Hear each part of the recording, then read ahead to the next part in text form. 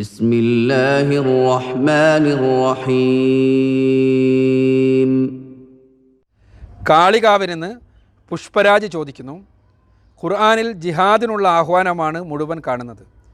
ജിഹാദിൻ്റെ ചോരക്കളമാണ് ഇന്ന് ലോകമെങ്ങും. കോവിഡ്-19 വന്നപ്പോൾ മാത്രമാണ് നാം ജിഹാദിനെക്കുറിച്ച് കേൾക്കാതായത്. അധികാരത്തിന് വേണ്ടിയുള്ള മത്സരമാണ് ജിഹാദ് എന്ന് പറഞ്ഞാൽ നിഷേധിക്കാനാവുമോ? ഭീകരതയുണ്ടാക്കുന്ന മതങ്ങളൊന്നും വേണ്ടെന്ന് തീരുമാനിച്ച് നല്ല മനുഷ്യരായി ജീവിക്കുന്നതല്ലേ അഭികാമ്യം? മതമില്ലാത്ത മാനവികതയ്ക്ക് മാത്രമേ മനുഷ്യരെ ഭീകരതയിൽ നിന്ന് രക്ഷിക്കാനാവൂ എന്ന് ഞാൻ പറഞ്ഞാൽ അത് നിഷേധിക്കാനാവുമോ എന്നാണ്.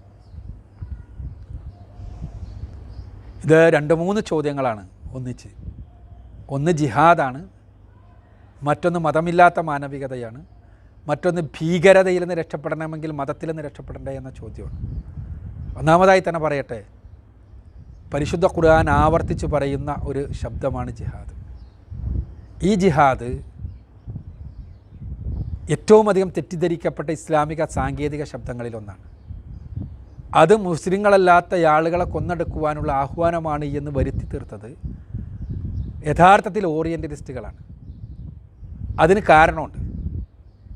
അതിന് കാരണം ഇന്ത്യയുടെ സ്വാതന്ത്ര്യ സമരത്തിൽ മുസ്ലിങ്ങൾക്കുള്ള പങ്ക് വളരെ പ്രധാനപ്പെട്ടതായിരുന്നു. 1857 ഒന്നാം സ്വാതന്ത്ര്യ സമരം യഥാർത്ഥത്തിൽ മുസ്ലിം പണ്ഡിതന്മാരുടെ പ്രചോദനം കൊണ്ടാണ് ഉണ്ടായത്. ഹിന്ദുക്കളും അതിൽ സജീവമായി പങ്കെടുത്തിരുന്നു. മുസ്ലിം പണ്ഡിതന്മാർ, ബ്രിട്ടീഷുകാർ വിളിച്ചത് അവരെ വഹാബികൾ എന്നാണ്. അവരെയാണ് അന്തമാനിലെ സെല്ലുലാർ ജയിലിൽ അടച്ചത്. യുദ്ധം കഴിഞ്ഞപ്പോൾ അവർ കൊല്ലപ്പെടാത്ത പിടിക്കപ്പെട്ട ആളുകളെ അന്തമാനിലേക്ക് നാടുകടത്തി സെല്ലുലാർ ജയിലിൽ അടച്ചു. അവരെക്കുറിച്ച് ഇന്നും സെല്ലുലാർ ജയിലിൻ്റെ ചുമരുകളിൽ രേഖപ്പെടുത്തപ്പെട്ടിട്ടുണ്ട്. ഇങ്ങനെയുള്ള ഈ മുസ്ലിം പണ്ഡിതന്മാരുടെ പ്രചോദനം, ആ പ്രചോദനത്തിൽ നിന്നുണ്ടായ അന്നത്തെ ബ്രിട്ടീഷുകാർക്കെതിരെയുള്ള പോരാട്ടം, അന്ന് ഈസ്റ്റ് ഇന്ത്യ കമ്പനിയാണ്. ആ പോരാട്ടത്തെ തകർക്കുന്നതിന് വേണ്ടി മുസ്ലിങ്ങൾ ജിഹാദ് നടത്തുന്ന ആളുകളാണ്. ജിഹാദ് ഇന്ന് ബ്രിട്ടീഷുകാർക്കെതിരെയാണ്, ഇത് കഴിഞ്ഞാൽ ഇവിടുത്തെ ഹിന്ദുക്കൾക്കെതിരെയാകും. കാരണം മറ്റുള്ളവരെ കൊന്നൊടുക്കുക എന്നുള്ളതാണ് ഇസ്ലാമിൻ്റെ തത്വം എന്ന് വരുത്തി തീർക്കുന്നതിന് വേണ്ടിയുള്ള ഓറിയൻ്റലിസ്റ്റ് രചനകൾ ഉണ്ടായതിൻ്റെ പശ്ചാത്തലമാണ് ഞാൻ പറഞ്ഞത്. ഇസ്ലാം ജിഹാദിനെ പഠിപ്പിക്കുന്നുണ്ട്, ഖുർആൻ പറയുന്നുണ്ട്. പക്ഷേ ആ ജിഹാദ് മുസ്ലിങ്ങളല്ലാത്ത ആളുകളുടെ തലയറുക്കുക എന്ന ജിഹാദല്ല. ആ ജിഹാദിന് അർത്ഥം ത്യാഗപരിശ്രമം എന്നാണ്. ജിഹാദിന് വിശുദ്ധ യുദ്ധം എന്ന് പോലും അർത്ഥമില്ല. യുദ്ധത്തിന് പറയുക ഹർബ് എന്നാണ്. അങ്ങനെ ഒരർത്ഥം, അൽ ഹർബുൽ മുഖദ്ദസ എന്ന് പറയാം വേണമെങ്കിൽ വിശുദ്ധ യുദ്ധത്തിന്. അങ്ങനെ ഒരു അർത്ഥം ക്ലാസിക്കലായോ മോഡേണായോ ഉള്ള അറബിക് ഡിക്ഷണറികളൊന്നും നൽകുന്നില്ല. ജിഹാദിനർത്ഥം ത്യാഗപരിശ്രമം എന്നാണ്. ഒരു കാര്യം നേടിയെടുക്കുന്നതിന് വേണ്ടി പരമാവധി പരിശ്രമിക്കുന്നതിൻ്റെ പേരാണ് ജിഹാദ്. ആ ജിഹാദ് ആരംഭിക്കുന്നത് വ്യക്തിശുദ്ധീകരണത്തിൽ നിന്നാണ്. ഒരാൾ ആത്മശുദ്ധീകരണം വരുത്തുക, പിശാചിനെതിരെയുള്ള പോരാട്ടം എന്ന് വേണമെങ്കിൽ പറയാം. അയാളുടെ സ്വന്തം ഇച്ഛക്കെതിരെ, സ്വന്തം ആഗ്രഹങ്ങൾക്കെതിരെ, തൃഷ്ണക്കെതിരെയുള്ള പോരാട്ടം. ഒരാൾ യഥാർത്ഥ മുസ്ലിം ആകുമ്പോൾ മുതൽ ആരംഭിക്കുന്നതാണ് ആ പോരാട്ടം. അയാളുടെ കണ്ണുകൾ അയാൾ സൂക്ഷിക്കേണ്ടതുണ്ട്. ആ കണ്ണുകൾ തിന്മയിലേക്ക് പോയിക്കൂടാ. നാവിനെ സൂക്ഷിക്കേണ്ടതുണ്ട്. നാവ് കൊണ്ട് തിന്മ പറഞ്ഞുകൂടാ. ഇങ്ങനെയെല്ലാം അയാളുടെ സമ്പത്ത് അയാൾ അനുവദനീയമല്ലാത്ത മാർഗങ്ങളിലൂടെ ഉണ്ടാക്കിക്കൂടാ. ആ സമ്പത്ത്, താനുണ്ടാക്കിയ സമ്പത്ത് പാവപ്പെട്ടവൻ്റേത് കൂടിയാണ് എന്ന് പഠിപ്പിക്കപ്പെടുന്നത് കൊണ്ട് തന്നെ അവനെ വിതരണം ചെയ്യൽ അയാൾക്ക് നിർബന്ധമാണ്. ഇങ്ങനെയെല്ലാം ജിഹാദാണതെല്ലാം.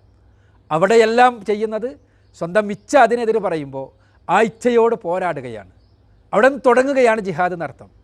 പിന്നെ ജിഹാദ് ഇസ്ലാമിനെ മറ്റുള്ളവർക്ക് എത്തിച്ചു കൊടുക്കലാണ്.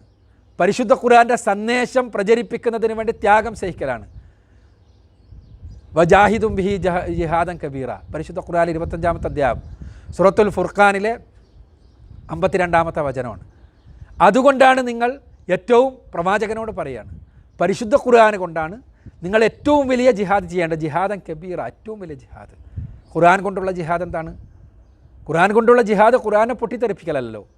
ഖുർആൻ കൊണ്ടുള്ള ജിഹാദ് ഖുർആൻ കൊണ്ട് ആരെയെങ്കിലും തലയിറക്കലല്ലോ.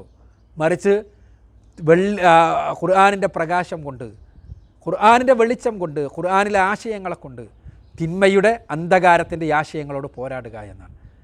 ഇത് തീർച്ചയായും ഒരു ഇസ്ലാമിക രാഷ്ട്ര സംവിധാനം ഉണ്ടാകുമ്പോൾ യുദ്ധത്തിന് ജിഹാദി എന്ന് പറയും. യുദ്ധത്തിന് അറബിയിൽ പറയുക ഖിത്താൽ എന്നാണ്.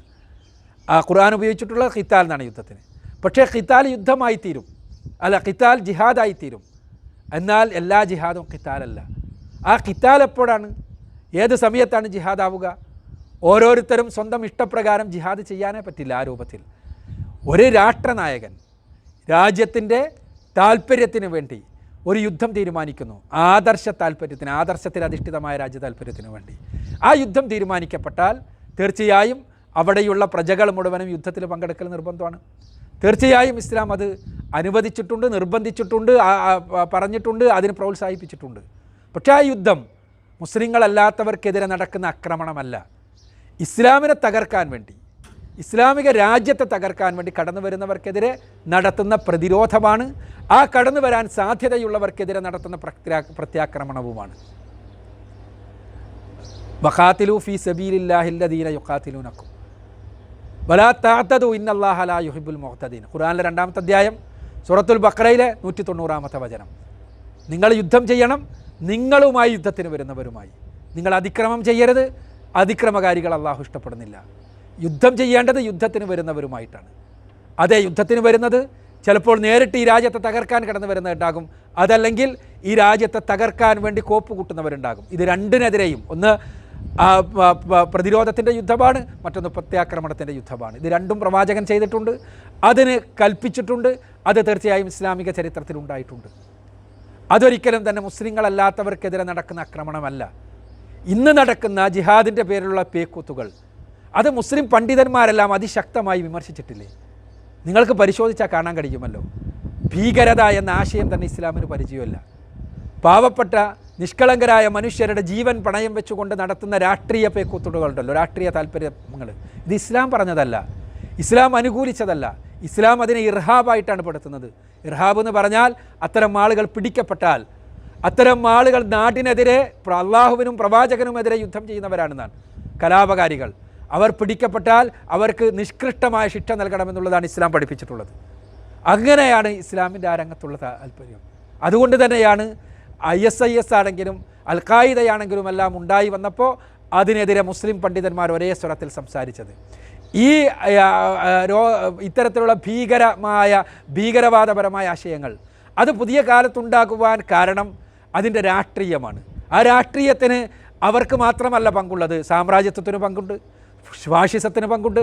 ആ സാമ്രാജ്യത്വവും ഫാഷിസവും സൃഷ്ടിക്കുന്ന സാമൂഹ്യ ക്രമത്തിൻ്റെ പ്രതിരോധമെന്നുള്ള നിലക്ക് മതം ഉപയോഗിച്ചുകൊണ്ട് ചിലർ നടത്തുന്ന രാഷ്ട്രീയമായ നീക്കങ്ങളാണ് ഈ ഭീകരതയായി പ്രത്യക്ഷപ്പെടുന്നത്.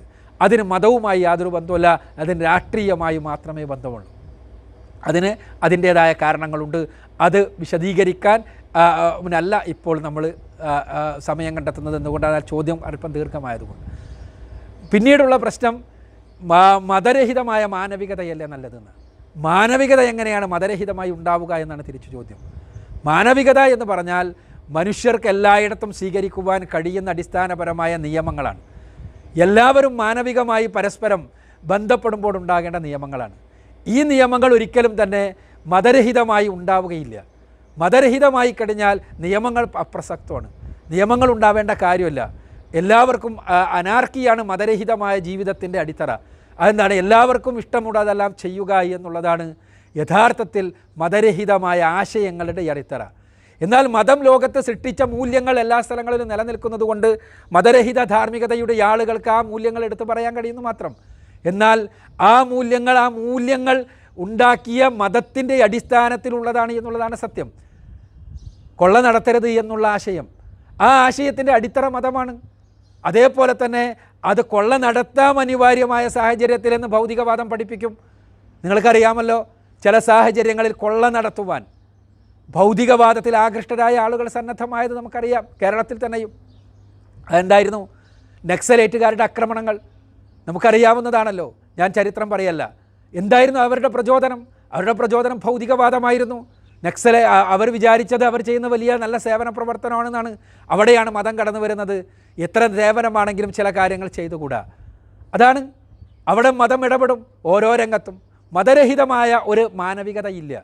യഥാർത്ഥത്തിൽ ഭൗതികവാദം അഹങ്കാരത്തിൽ അധിഷ്ഠിതമാണ്, മതനിഷേധം അഹങ്കാരത്തിൽ അധിഷ്ഠിതമാണ്. ആ അഹങ്കാരം കൊണ്ടാണ് അവർ പലപ്പോഴും മതം മാത്രമല്ല, മാനവികത മാത്രമല്ല, അവർ ധാർമ്മികതയെയും എല്ലാം ചോദ്യം ചെയ്യാറുണ്ട്. എന്തിനധികം ഇപ്പോൾ ഏറ്റവും പുതിയ ചർച്ചകളിൽ കടന്നു വരുന്നത് എന്താ? ഇൻസെസ്റ്റ് അടക്കം അനുവദിക്കപ്പെടുന്നത് കുഴപ്പമില്ല എന്ന ചർച്ചയിലേക്കാണ് ഭൗതികവാദം പോകുന്നത്. കേരളത്തിൽ പോലും ഇൻസെസ്റ്റ് എന്ന് പറഞ്ഞാൽ എന്താണ്? അടുത്ത കുടുംബ ബന്ധമുള്ളവരുമായുള്ള ലൈംഗിക ബന്ധം. അതിന് ആവശ്യപ്പെട്ടുകൊണ്ടുള്ള, ലോകത്ത് പല സ്ഥലങ്ങളിലും അത് നിരോധിക്കപ്പെട്ടിട്ടുണ്ട് നിയമം മൂലം, അത് ആവശ്യപ്പെട്ടുകൊണ്ടുള്ള ഭൗതികവാദികളുടെ അബ്സർജൻസ്, അവരുടെ പോരാട്ടങ്ങൾ ആരംഭിച്ചു കഴിഞ്ഞു. മൃഗരതി അനുവദിക്കണമെന്ന് പറഞ്ഞുകൊണ്ടുള്ള പോരാട്ടങ്ങളുണ്ട്. ഇതെല്ലാം നടന്നുകൊണ്ടിരിക്കുന്നു. അതിനർത്ഥം എല്ലാ ഭൗതികവാദികൾ, എല്ലാ യുക്തിവാദികളും മൃഗരതി നടത്തുന്നവരാണെന്നോ അമ്മയെയും പെങ്ങളെയും പ്രാപിക്കുന്നവരാണെന്നോ ഒന്നുമല്ല. മറിച്ച് അവർക്കെല്ലാം ധാർമ്മികതയുണ്ട്. എന്തുകൊണ്ടാണത്? അടിസ്ഥാന ധാർമ്മികത അവർക്ക് വളർന്നു വന്നിട്ടുള്ളത് മതസമൂഹത്തിലാണെന്നുള്ളത് കൊണ്ടാണ്. മതസമൂഹത്തിൽ നിന്ന് പുറത്തു പോയി കഴിഞ്ഞാൽ ഈ അടിസ്ഥാന ധാർമ്മികത നഷ്ടപ്പെടുമ്പോൾ എന്താ ഉണ്ടാവുക?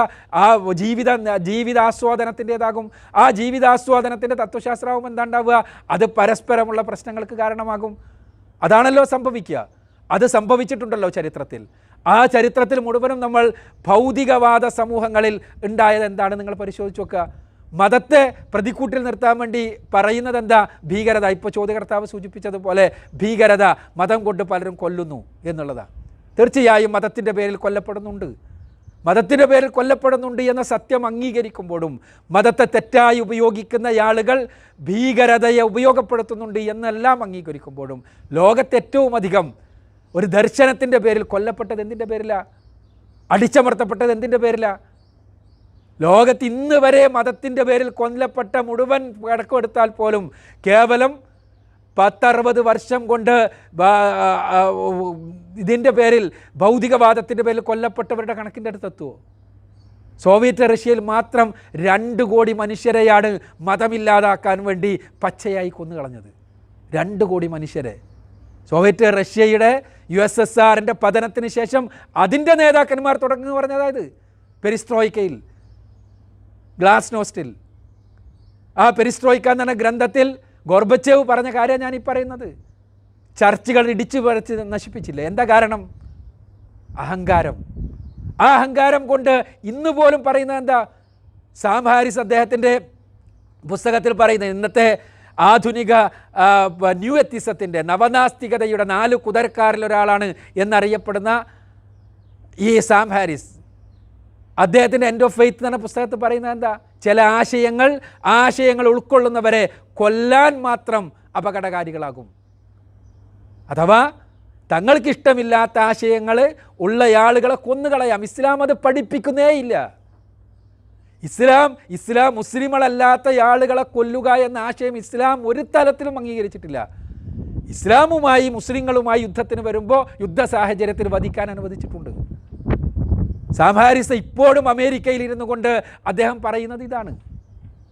അതിൻ്റെ അർത്ഥം പുതിയ ഇസ്ലാമോഫോബിയയുടെ സാഹചര്യത്തിൽ മുസ്ലിമായി എന്ന കാരണത്താൽ മാത്രം ഒരാളെ കൊല്ലാം എന്നാണ്. എന്തിനധികം നമ്മുടെ കേരളത്തിലെ യുക്തിവാദികളുടെ ഒരു മുദ്രാവാക്യം എന്തായിരുന്നു?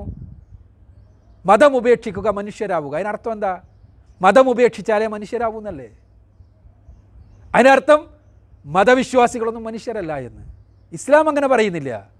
ഇസ്ലാം പറയുന്നത് എല്ലാവരും മനുഷ്യരാണെന്നാണ്. തീർച്ചയായും മനുഷ്യരാണ് എല്ലാവരും. ഭൗതികവാദികളടക്കം മനുഷ്യരാണ്. അവരിൽ നന്മയുണ്ട്. അവരുടെ ഹൃദയത്തിനകത്ത് പടച്ചവൻ തന്നെ ഇട്ടുകൊടുത്ത നന്മയുണ്ട്. പക്ഷേ ആ നന്മ അത് ഉദ്ദീപിപ്പിക്കേണ്ടത് മതനിയമങ്ങളാണ്. ആ നന്മ കൃത്യമായി മാർഗദർശനത്തിലൂടെ ഉദ്ദീപിപ്പിച്ച് കൊണ്ടുവരേണ്ടതുണ്ട്. എല്ലാ മനുഷ്യരിലുമുള്ള നന്മ തന്നെ ദൈവമുണ്ടെന്നുള്ളതിന് തെളിവാണ്. നന്മയിൽ നിന്നുണ്ടാവുള്ളൂ. അതല്ലാതെ കേവലമായ പരിണാമചക്രത്തിനിടയിൽ ഉണ്ടാകുന്നതല്ല ആത്മീയമായ നന്മ എന്നത്. ആ നന്മ കൊണ്ടാണല്ലോ ഇന്നും നമ്മൾ നമ്മുടെ സമൂഹത്തിൽ വലിയ ത്യാഗങ്ങൾ നമ്മൾ കാണുന്നത്. ഇപ്പോൾ കോവിഡിൻ്റെ സമയത്ത് കോവിഡ് ചികിത്സയ്ക്ക് വേണ്ടി സ്വന്തം ജീവൻ ഒഴിഞ്ഞു വെക്കുന്ന ആളുകൾ, മറ്റുള്ള ആളുകളെ രക്ഷപ്പെടുത്തി സ്വന്തം മരണപ്പെട്ടാൽ പോലും മറ്റുള്ള ആളുകൾക്ക് സേവനം ചെയ്യണമെന്ന് കരുതുന്ന ഇതെല്ലാം തന്നെ ഹൃദയത്തിൻ്റെ നന്മയാണ്. ആ നന്മ പടച്ചവനിട്ട് കൊടുത്തതാ. അതല്ലാതെ എങ്ങനെയുണ്ടാകും? ഭൗതികവാദപ്രകാരം സ്ട്രഗിൾ ഫോർ എക്സിസ്റ്റൻസ് ആണ്. ആ നിലനിൽപ്പിന് വേണ്ടിയുള്ള പോരാട്ടത്തിൽ സ്വാർത്ഥികൾ മാത്രമാണ് രക്ഷപ്പെടാന്ന ഇതിൻ്റെ സ്വാർത്ഥതയുടെ വ്യാഖ്യാനം എന്താണ്?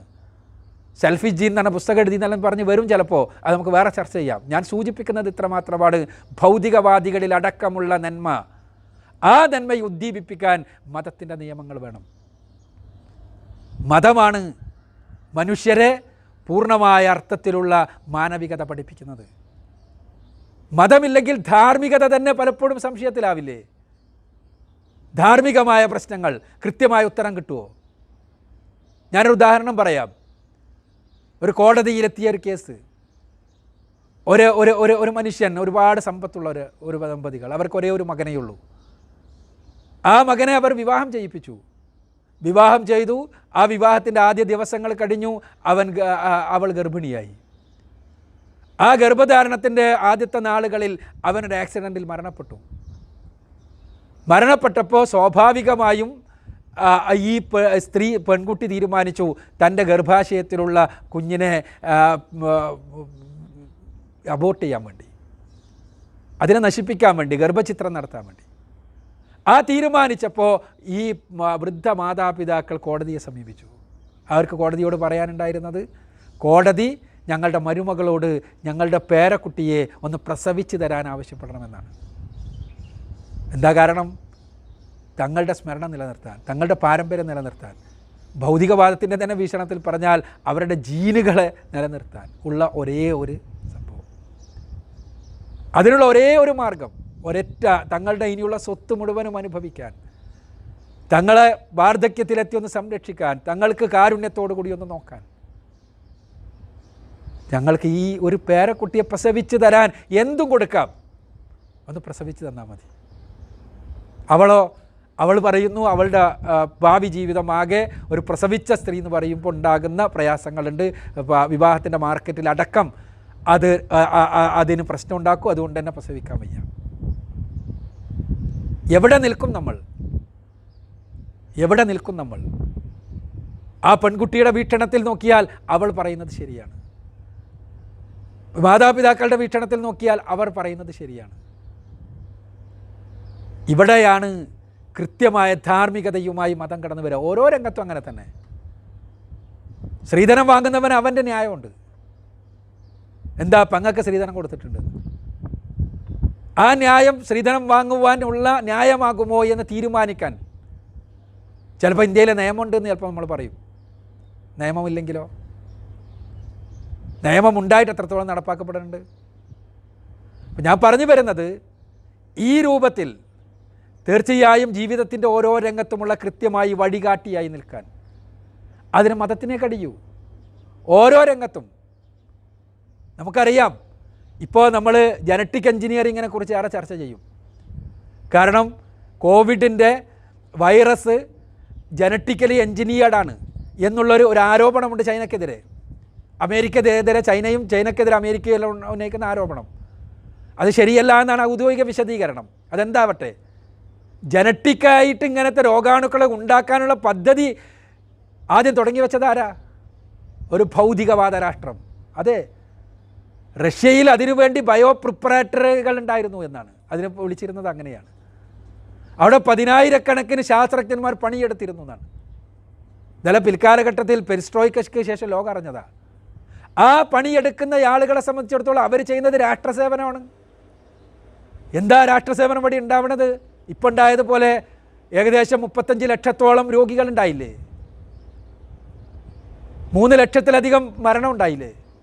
ഇതെല്ലാം ഉണ്ടാകുന്നത് ഈ ഒരാളുടെ ഈ ശാസ്ത്രജ്ഞന്മാരുടെ പ്രവർത്തനം കൊണ്ട്. അവർ ചെയ്യുന്നത് സേവനമാണ്. അവർക്ക് ധാർമ്മികതയാണ്. അവരുടെ ഭൗതികവാദ രാഷ്ട്രം പഠിപ്പിക്കുന്നത് അതാണ് അവരുടെ ധാർമ്മികത എന്നാണ്. അവർക്കോട് അധാർമികമാണ് നിങ്ങൾ ചെയ്യുന്നത് എന്ന് പറഞ്ഞു കൊടുക്കാൻ ആർക്ക് കഴിയും? മതം കടന്നു വരേണ്ടത് അവിടെയാണ്. തീർച്ചയായും മതമില്ലാത്ത മാനവികത എന്നത് അടിസ്ഥാനരഹിതമായ ആശയമാണ്. സട്ടാവായ തമ്പുരാൻ്റെ മാർഗദർശനം വഴി മാത്രമാണ് യഥാരൂപത്തിലുള്ള മാനവികതയുണ്ടാവുക. സുഹൃത്ത്, അത് പഠിക്കാൻ സന്നദ്ധമാവുക. മതമല്ല ഇന്ന് കാണുന്ന ഭീകരതയ്ക്ക് കാരണം. COVID-19 ഒരു നന്മയായി സുഹൃത്ത് കണ്ട ഈ മതത്തിൻ്റെ പേരിലുള്ള ഭീകരതയില്ല എന്ന നന്മ, തീർച്ചയായും ആ നന്മ COVID-19 കാലം കഴിഞ്ഞാലും നിലനിൽക്കട്ടെ എന്ന് നമ്മൾക്ക് ആഗ്രഹിക്കാം, പ്രാർത്ഥിക്കാം. പക്ഷെ അതിൻ്റെ പേരിൽ മാത്രം ഉള്ള രക്തച്ചൊരിച്ചിലില്ലാതായ പോരാ. ഏതിൻ്റെ പേരിലാണെങ്കിലും മനുഷ്യരടിമകളാക്കുന്ന, മനുഷ്യരെ കൊന്നൊടുക്കുന്ന, മനുഷ്യരല്ല എന്ന് പറയുന്ന, ഞങ്ങളുടെ ആശയം സ്വീകരിക്കാത്ത ആളുകളെ കൊന്നൊടുക്കാം എന്ന് പറയുന്ന അത്തരത്തിലുള്ള ചിന്തകളൊന്നും തന്നെ ലോകത്തുണ്ടായിക്കൂടാ. മറിച്ച് എല്ലാവരും സഹോദരങ്ങളായി ജീവിക്കുന്ന, പരസ്പരം കൊണ്ടും കൊടുത്തും ആശയവ്യത്യാസങ്ങളോടുകൂടി തന്നെ ആശയപ്രചരണങ്ങൾ നടത്തിക്കൊണ്ട് തന്നെ ജീവിക്കുന്ന, നിലനിൽക്കുന്ന അവസ്ഥയാണ് ഉണ്ടാവേണ്ടത്.